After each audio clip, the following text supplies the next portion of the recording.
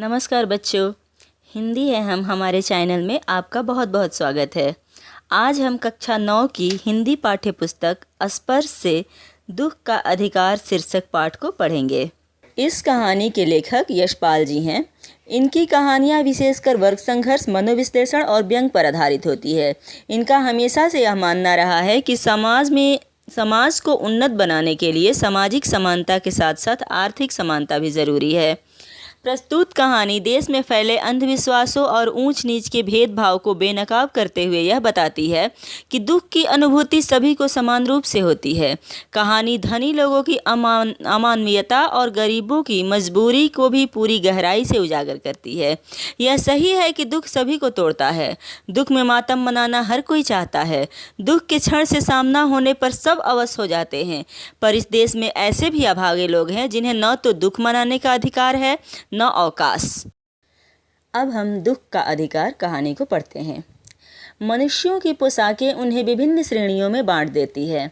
प्रायः पोशाक ही समाज में मनुष्य का अधिकार और उसका दर्जा निश्चित करती है। वह हमारे लिए अनेक बंद दरवाजे खोल देती है, परंतु कभी ऐसी भी परिस्थिति आ जाती है कि हम जरा नीचे झुककर समाज की निचली श्रेणियों की अनुभूति को समझना चाहते हैं। उस समय यह पोशाक ही बंधन और अड़चन बन जाती है। जैसे वायु की लहरें कटी हुई पतंग को सहसा भूमि पर नहीं गिर जाने देती, उसी तरह खास परिस्थितियों में हमारी पोशाक हमें झुक सकने में रोके रहती है। बाजार में फुटपाथ पर कुछ खरबूजे डलिया में कुछ जमीन पर बिक्री के लिए रखे जाने पड़ते थे। खरबूजों के समीप एक अधेड़ उम्र की औरत बैठी रो रही थी। खरबूजे बिक्री के लिए थे, परंतु उन्हें खरीदने के लिए कोई कैसे आगे बढ़ता।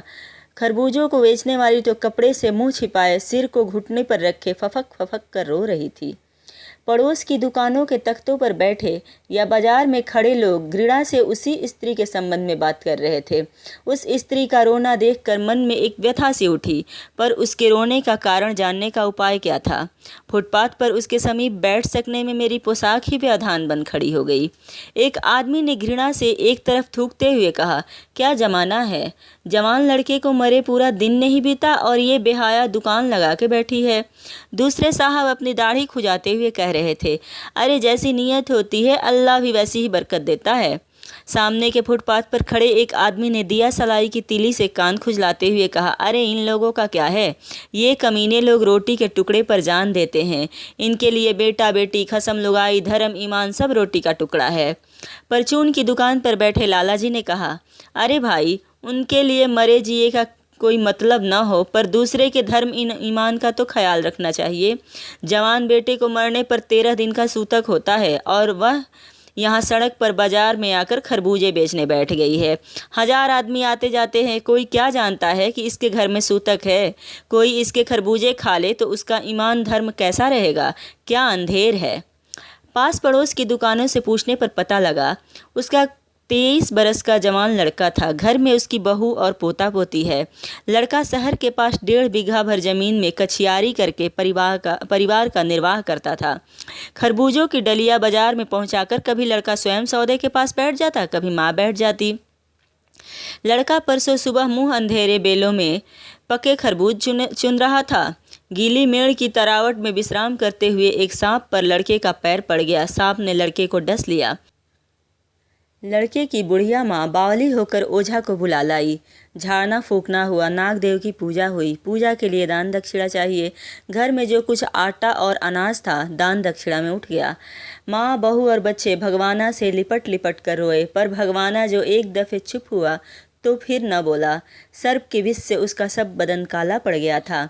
जिंदा आदमी नंगा भी रह सकता है, परंतु मुर्दे को नंगा कैसे विदा किया जाए। उसके लिए तो बजाज की दुकान से नया कपड़ा लाना ही होगा, चाहे उसके लिए माँ के हाथों की छन्नी ककना ही क्यों न बिक जाए।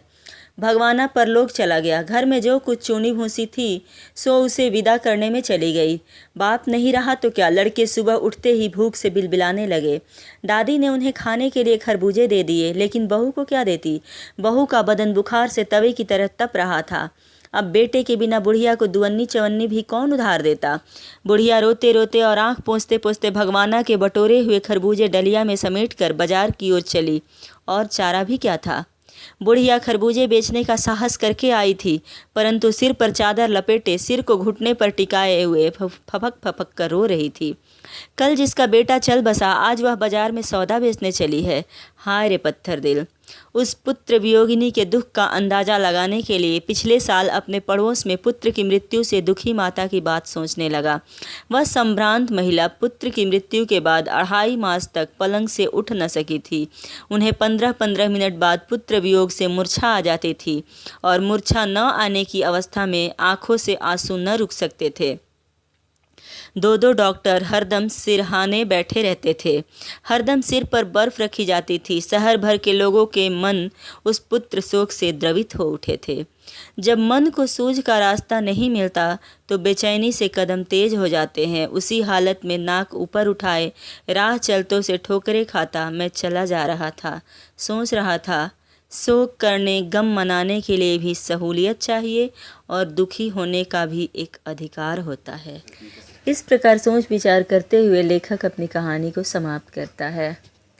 अगर आपको मेरे द्वारा ये कहानी सुनना अच्छा लगा हो तो प्लीज़ लाइक ज़रूर कीजिएगा और अगर कोई सुझाव हो तो कमेंट भी कीजिएगा। Okay, thank you.